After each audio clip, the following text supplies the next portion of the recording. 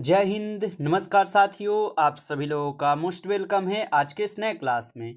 साथियों, आज के इस क्लास में हम सभी लोग पढ़ने वाले हैं एसएससी एमटीएस के एग्ज़ाम के लिए मोस्ट इम्पॉर्टेंट प्रीवियस ईयर के क्वेश्चन को, जो कि साथियों आपके एसएससी एमटीएस के एग्ज़ाम के लिए काफ़ी इम्पोर्टेंट है। तो आप सभी लोग इस क्लास को बिल्कुल अच्छी तरीके से लास्ट तक देखिएगा और इस क्लास में दिए जाने वाले सभी प्रश्नों को साथियों आप अच्छी तरीके से ज़रूर याद कर लीजिएगा, जिससे कि आप अपने एग्जाम में सभी क्वेश्चन को आसानी तरीके से बना पाएंगे। तो चलिए साथियों, क्लास को स्टार्ट करते हैं। उनसे पहले यदि आप इस चैनल पर पहली बार जुड़े हैं तो साथियों आप इस चैनल को सब्सक्राइब कर लीजिए और सब्सक्राइब करके आप ऑल नोटिफिकेशन को साथियों ऑल पे दबा लीजिए, ताकि जब भी क्लास स्टार्ट हो सबसे पहले क्लास का नोटिफिकेशन आपके पास पहुंच सके। तो साथियों आप इस चैनल को सब्सक्राइब कर लीजिएगा, साथ ही साथ आप इस क्लास को लाइक जरूर कर लीजिएगा। तो चलिए क्लास को स्टार्ट करते हैं और देखिएगा साथियों क्वेश्चन क्या दिया गया है। साथियों क्वेश्चन दिया गया है कि जमीन से जमीन पर मार करने वाली बैलिस्टिक मिसाइल कौन सी है। चलिए साथियों आंसर लगाइएगा। सभी क्वेश्चन आपको बिल्कुल इंपॉर्टेंट और सिलेक्टेड क्वेश्चन करवाए जा रहे हैं साथियों, जिससे कि आपके पेपर में 100% क्वेश्चन आपको देखने को मिलेंगे। और लगाइए आंसर कि जमीन से जमीन पर मार करने वाली बैलिस्टिक मिसाइल यहाँ पर कौन सी है। तो साथियों यहाँ पर इस क्वेश्चन का आप लोग सही जवाब ऑप्शन यहाँ पर डी कीजिएगा, पृथ्वी। साथियों ऑप्शन डी इस क्वेश्चन का आप लोग का सही जवाब हो जाएंगे। आगे देखिएगा साथियों, प्रश्न है कैथी पैसिफिक एयरवेज किस देश की विमान सेवा है। बताइए साथियों कि कैथी पैसिफिक एयरवेज किस देश की विमान सेवा है। तो आप लोग याद रखिएगा हांगकांग के है। ऑप्शन ए यहाँ पर आप लोग का बिल्कुल सही जवाब दिए गए हैं साथियों, याद रखेंगे। आगे देखिए प्रश्न आता है कि विश्व प्रेस स्वतंत्रता दिवस मनाया जाता है। बताइए साथियों कि विश्व प्रेस स्वतंत्रता दिवस कब मनाया जाता है। तो विश्व प्रेस स्वतंत्रता दिवस मनाई जाती है साथियों 3 मई को। ऑप्शन बी आप लोग का यहाँ पर सही जवाब है, 3 मई को मनाई जाती है, याद रखिएगा। चलिए साथियों अगला प्रश्न देखिएगा। क्वेश्चन है कि भारत की संचित निधि किस अनुच्छेद से संबंधित है। चलिए बताइए साथियों कि भारत की संचित निधि किस अनुच्छेद से संबंधित है। तो साथियों याद रखिएगा आप सभी लोग, भारत की संचित निधि यह अनुच्छेद 266 से संबंधित है। ऑप्शन डी लगा रहे हैं तो आपका सही जवाब है। आगे देखिए साथियों, प्रश्न है पर्यावरण शिक्षा केंद्र ये स्थित है। साथियों सभी क्वेश्चन बिल्कुल इंपॉर्टेंट और वीवीआई सेलेक्टेड क्वेश्चन है, जिससे कि आपके पेपर में साथियों यहाँ से 100% क्वेश्चन आपको देखने को मिलेंगे। आप अच्छे से इन प्रश्न को याद कर लीजिएगा और बताइए साथियों कि पर्यावरण शिक्षा केंद्र ये कहाँ स्थित है। तो पर्यावरण शिक्षा केंद्र साथियों कहाँ पर स्थित है, तो याद रखिएगा अहमदाबाद में है। ऑप्शन ए इस क्वेश्चन का सही जवाब है, अहमदाबाद। आगे देखिए साथियों, क्वेश्चन है तो who lives if India dies किसका प्रसिद्ध नारा है। बताइए साथियों कि who lives if India dies ये किसका प्रसिद्ध नारा है। तो याद रखिएगा साथियों ये पंडित जवाहरलाल नेहरू जी की नारा है। ऑप्शन डी इस क्वेश्चन का आपका सही जवाब है, याद रखिएगा। चलिए आगे देखिए साथियों, क्वेश्चन है कि लाओस की राजधानी है। चलिए बताइएगा साथियों लाओस की राजधानी हो जाएंगे यहाँ पर। तो यहाँ पे 7th नंबर क्वेश्चन का आप लोग का सही जवाब क्या आ रहा है। तो साथियों 7th का सभी लोग ऑप्शन ए लगा रहे हैं, तो बिल्कुल बिल्कुल सही जवाब है आप लोग का। आगे देखिए प्रश्न है भीमा परियोजना किस नदी पर स्थित है।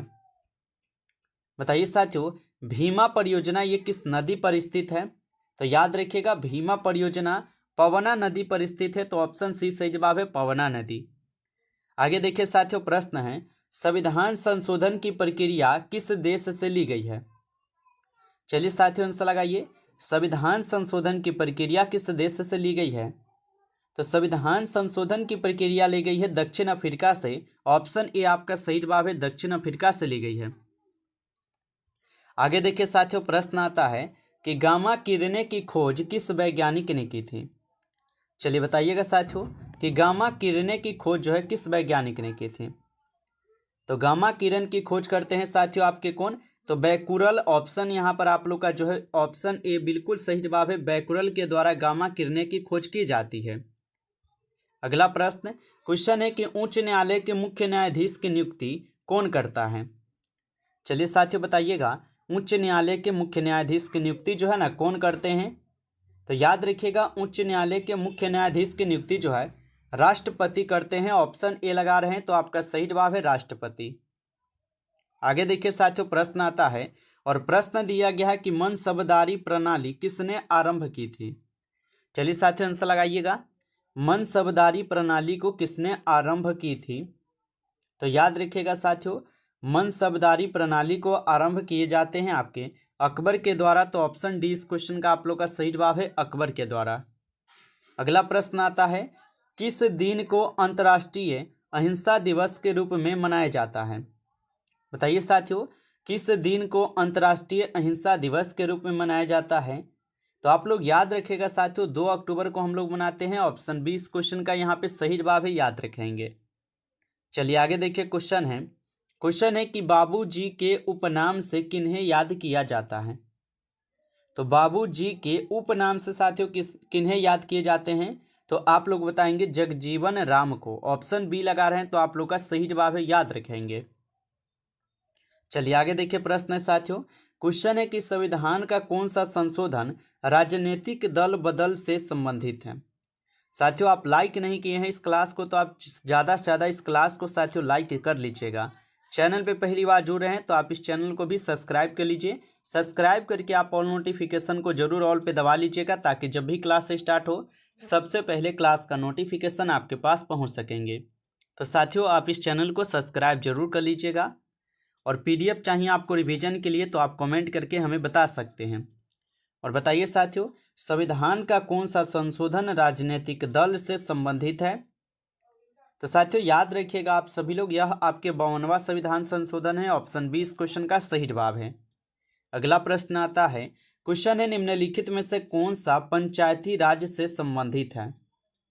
बताइए साथियों कि निम्नलिखित में से यहाँ पर कौन सा है जो कि पंचायती राज से संबंधित है? तो साथियों आप लोग याद रखिएगा, बलवंत राय मेहता समिति जो कि पंचायती राज से संबंधित है। तो ऑप्शन बी को साथियों सही जवाब कीजिए, बलवंत राय मेहता समिति होगा। आगे देखिए, प्रश्न आता है आप लोग का, प्रश्न दिया गया है कि कौन विदेशी आक्रमणकारी कोहिनूर हीरा एवं मयूर सिंहासन को लूटकर अपने साथ स्वदेश ले गया? बताइए साथियों, काफी इंपॉर्टेंट क्वेश्चन है। ये सभी क्वेश्चन बिल्कुल इंपॉर्टेंट है साथियों, जो आपके जो है ना एसएससी एमटीएस के एग्जाम के द्वारा पूछे जाते हैं। बताइए, कौन से विदेशी आक्रमणकारी कोहिनूर हीरा एवं मयूर सिंहासन को लूटकर अपने साथ स्वदेश ले गया था? तो साथियों आप लोग बताएंगे, साथियों ये हो जाएंगे नादिर शाह। ऑप्शन बी जो है आप लोग का यहाँ पर सही जवाब हो जाएंगे, नादिर शाह। आगे देखिए, प्रश्न है कि हेलांसी की राजधानी है। बताइए, हेलांसी जो है ना ये राजधानी हो जाएंगे किसका? तो यहाँ पर आप लोग 18 का आंसर लगाइए, किसका होगा? तो हेलांस्की जो है ना ये फिनलैंड की राजधानी है। ऑप्शन ए हो जाएगा यहाँ पे सही जवाब, फिनलैंड की राजधानी है। आगे देखिए साथियों, प्रश्न है कि विशुद्ध रूप से संगमरमर का गुंबद इनमें से किस मुगल इमारत में सबसे पहले देखा गया? बताइए कि विशुद्ध रूप से संगमरमर का गुंबद इनमें से किस मुगल इमारत में सबसे पहले देखा गया था? तो साथियों याद रखिएगा, यहाँ पर इस क्वेश्चन का आप लोग का सही जवाब क्या होगा? तो यहाँ पर इस क्वेश्चन का आप लोग का सही जवाब ऑप्शन डी हो जाएंगे साथियों, याद रखिएगा। चलिए आगे देखिए, प्रश्न है सांची का स्तूप किस शासक ने बनवाया था? चलिए लगाइएगा आंसर यहाँ पे 20 नंबर क्वेश्चन का आंसर, कि सांची का स्तूप जो है ना साथियों किसने बनवाया था, किस शासक ने? तो सांची का स्तूप आप सभी लोग याद रखिएगा, सांची का स्तूप बनवाते हैं आपके अशोक। ऑप्शन डी इस क्वेश्चन का सही जवाब है, अशोक के द्वारा। अगला प्रश्न आता है, डॉल्फिन रिसर्च सेंटर की स्थापना कहाँ की गई है? बताइए, डॉल्फिन रिसर्च सेंटर की स्थापना कहाँ की गई है? तो साथियों याद रखिएगा आप सभी लोग, ये पटना में की गई है। ऑप्शन डी इस क्वेश्चन का आप लोग का सही जवाब है, पटना में। आगे देखिए, क्वेश्चन आता है कि भारतीय संविधान के अनुसार निम्न में से कौन सा यहाँ पर मूल अधिकार नहीं है? चलिए बताइए साथियों कि भारतीय संविधान के अनुसार निम्न में से कौन सा यहाँ पर मूल अधिकार नहीं है? तो साथियों आप सभी लोग याद रखिएगा, साथियों ये हो जाएंगे सूचना का अधिकार। ऑप्शन बी इस क्वेश्चन का आप लोग का सही जवाब है, सूचना का अधिकार होगा। आगे देखिए साथियों, प्रश्न है कि ग्रीन पार्क स्टेडियम है चलिए आंसर लगाइए साथियों। ग्रीन पार्क स्टेडियम जो है ना ये हो जाएंगे कहाँ पर? तो याद रखिएगा ग्रीन पार्क स्टेडियम कानपुर में है। ऑप्शन डी इस क्वेश्चन का आपका सही जवाब होगा साथियों, कानपुर में है। आगे देखिए प्रश्न आता है साथियों, भारत की संविधान सभा किसके प्रस्ताव पर बनाई गई थी? चलिए बताइए साथियों कि भारत की संविधान सभा किसके प्रस्ताव पर बनाई गई थी? तो याद रखिएगा साथियों यह बनाए गए थे आपके कैबिनेट मिशन के योजना के तहत। ऑप्शन डी इस क्वेश्चन का आप लोग का सही जवाब होगा, याद रखेंगे। आगे देखिए साथियों प्रश्न है, नौजवान भारत सभा किसने स्थापित की थी? चलिए साथियों बताइए नौजवान भारत सभा जो है ना किसने स्थापित की थी? तो नौजवान भारत सभा की स्थापना सरदार भगत सिंह के द्वारा की जाती है। ऑप्शन सी इस क्वेश्चन का सही जवाब है, सरदार भगत सिंह होगा। आगे देखिए साथियों प्रश्न आता है, और प्रश्न क्या दिया गया है कि निम्न में से किसमें जनगणना का वर्णन है? चलिए बताइए आप लोग कि निम्न में से किसमें जनगणना का वर्णन है?